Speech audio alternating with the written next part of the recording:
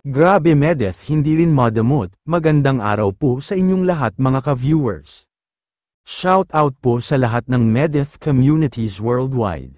Sa lahat na nagmamahal sa bunso namin, nakaka-proud talaga si Bunso. Akalain nyo guys na tinuruan pa ni Medeth ang mga kasamahan niya dati.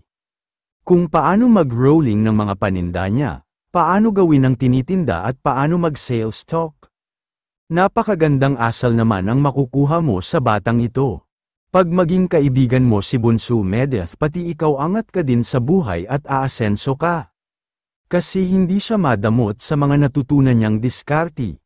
Masipag ka lang ay siguradong may maaabot ka sa buhay. Dati pa daw talaga sabi ni Bunso na nasa dugo na daw talaga niya ang business.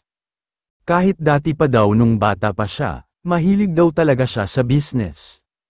Iyon daw talaga ang passion niya, at yun daw ang nagpapasaya sa kanya nung mga times daw na malungkot siya. Iyon daw ang libangan niya, ngayon daw hindi na niya halos magawa dahil nga sa sobrang nahirapan daw talaga siyang i-manage at balansehin ang oras at ginagawa niya na magkaroon pa din siya ng time para sa business. Nakakasad daw talaga kasi hobby na daw niya yung business at masaya daw siya dun. Kaya minsan na lang daw niya nagagawa dahil nga busy na siya sa school.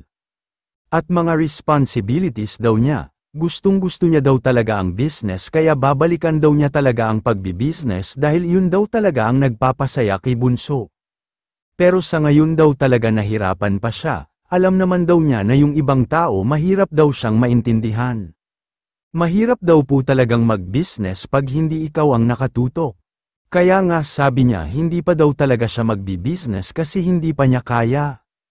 Sabi pa nga niya ibi-business niya daw ang t-shirt na suot niya. Kaso nataon na talagang masyado pa siyang overloaded. Na prelims pa, may fiesta pa daw sa kanila, at sa work niya.